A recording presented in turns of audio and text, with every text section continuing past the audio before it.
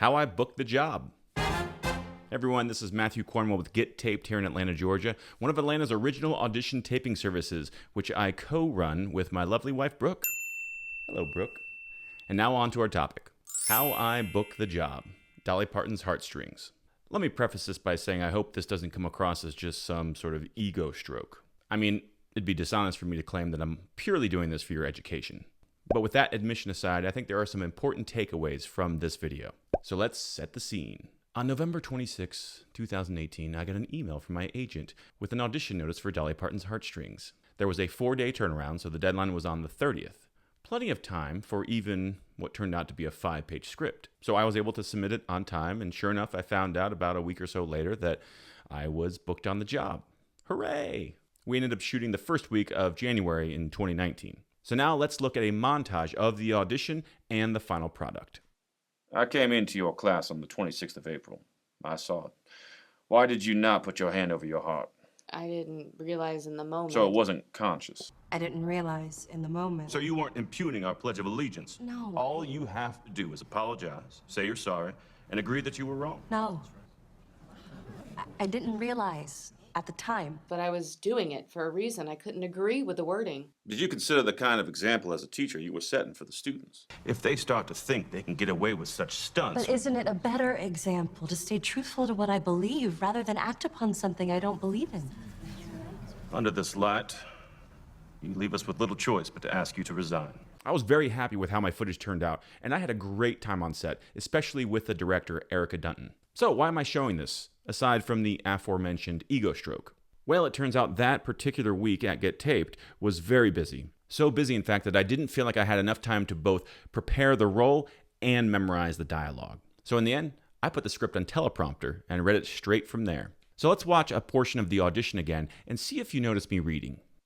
I came into your class on the 26th of April. I saw it. Why did you not put your hand over your heart? I didn't realize in the moment. So it wasn't conscious. Pretty seamless, right? Now, my official recommendation is to never use prompter for a dialogue scene like this. If it's a host script or a news reporter script, yeah, go ahead and do it. But generally speaking, I would never recommend you doing it for these types of scenes. But if you ever do prompter a script for a dialogue scene like this, you need to be pretty darn efficient at using that prompter. I booked my first teleprompter job in 2002, so you can say that I'm very comfortable using the prompter in all circumstances. The next thing I want to bring up is that when I went to my wardrobe fitting, the director, Erica, whom I'd never met at this point because I booked it straight off a tape with no callback, she was there at the wardrobe fitting and she complimented me on my performance. She liked that I was arrogant but not overly dismissive. My quiet, nonchalant, judgmental approach to the role won her over. By the way, I did not admit to cheating with the teleprompter. And as you saw in that earlier montage, my performance stayed pretty consistent from audition to screen. Erica loved what she saw and simply needed me to bring that to set, which I did.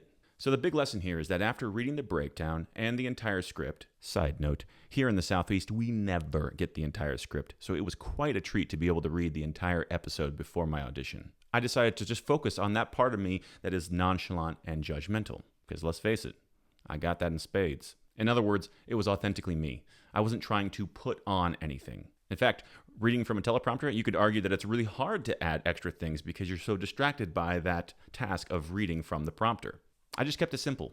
No bold choices, no time wasted wondering, what do they want? And I booked it.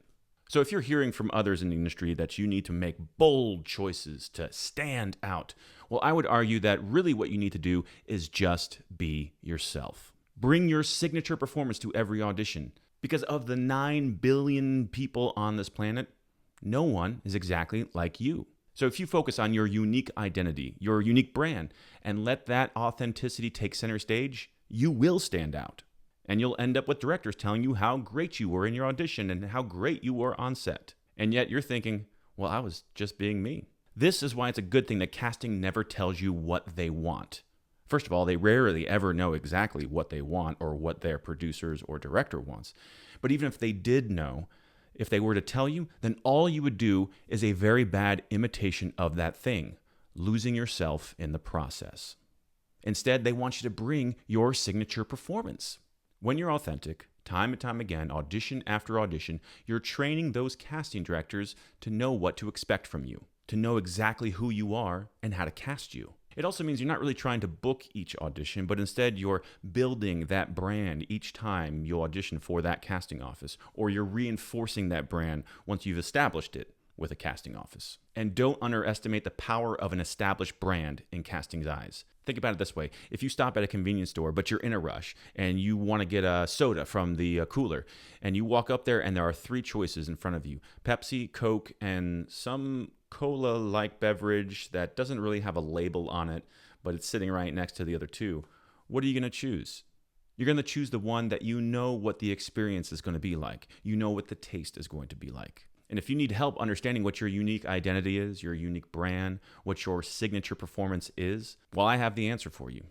Check out the description below for a link to the Sam Christensen image process. We also have a sister YouTube channel where we have some videos up for your perusal. In addition to that, never hesitate to leave a comment below. Well, that's all for now. Thanks for watching, and we'll see you on set.